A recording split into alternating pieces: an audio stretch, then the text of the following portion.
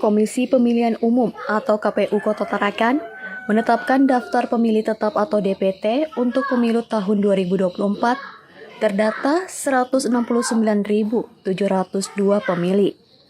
Hal itu dibacakan dalam pelaksanaan rapat pleno terbuka yang berlangsung di ruang rapat KPU Tarakan Rabu siang. Ditemui usai pelaksanaan rapat pleno terbuka, Ketua KPU Tarakan Nasruddin mengatakan bahwa berdasarkan rapat pleno terbuka rekapitulasi yang digelar pada hari ini ditetapkan DPT Tarakan sebanyak 169.702 pemilih. Penetapan DPT ini sudah melalui proses panjang dari daftar pemilih sementara atau DPS sebanyak 170.676 pemilih. Kemudian daftar pemilih sementara hasil perbaikan atau DPSHP sebanyak 170.127 pemilih.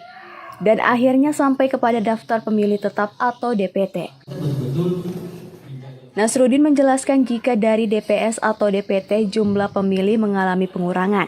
Hal ini dikarenakan ada pemilih yang meninggal dunia, keluar kota, dan daftar pemilih ganda. Selain itu, ada sejumlah masukan dari masyarakat, dari Badan Pengawas Pemilu atau Bawaslu. Selanjutnya dilakukan eksekusi dalam pengertian yang tidak memenuhi syarat. Menurut Ketua KPU Tarakan ini, dari jumlah DPT sebanyak 169.702, pemilih tersebar di 4 kecamatan yakni Tarakan Barat sebanyak 57.995 pemilih, Tarakan Tengah sebanyak 48.675 pemilih, Tarakan Timur sebanyak 40.183 pemilih, dan Tarakan Utara sebanyak 22.849 pemilih. Dengan jumlah tempat pemungutan suara atau TPS mencapai 682 lokasi, dengan 5 lokasi TPS khusus yakni di Lembaga Pemasyarakatan atau Lapas, kelas 2 Tarakan.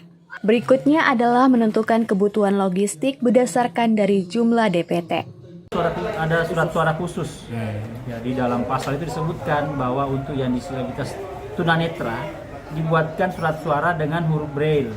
Huruf braille itu yang timbul gitu, khusus untuk penyandang disabilitas tunanetra. Berapa persen siap?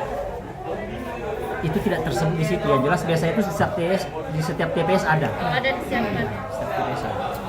Kalau untuk menjangkau wilayah seperti Pulau Sadau gimana? Ya itu pasti kita koordinasi dengan pihak-pihak terkait, terutama Dinas Perhubungan yang berkaitan dengan transportasi. Karena itu menggunakan laut, berarti kita harus koordinasi dengan Dinas Perhubungan untuk kemudian melakukan peminjaman misalkan perahu atau speedboat untuk mendistribusikan logistik ke sana. Berapa banyak TPS di sana?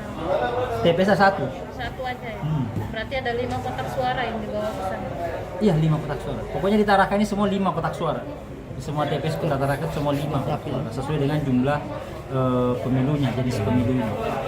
Yang paling jauh cuman yang diperkirakan agak susah itu cuman di Grosnya atau Pulau Sadau? Iya, Pulau Sadau saja ini. Sebetulnya kan banyak jauh-jauh, cuma bisa diakses. Ya. Kayak misalnya ke Binalatu yang ujung itu kan jauh juga itu kan, tapi bisa diakses juga. Kalau target pendistribusiannya nanti kapan dong? Kalau sudah ada? Kalau kami lihat sih kurang lebih sama. Satu hari sebelumnya itu sudah sampai. Kalau tanggal 14 Februari pemilihannya berarti tanggal 13 Februari pendistribusiannya. Nasruddin menambahkan jika dalam waktu dekat akan dilaksanakan rakor terkait dengan logistik, di mana proses awalnya adalah pemetaan terutama terkait dengan kebutuhan paling mendesak adalah gudang logistik.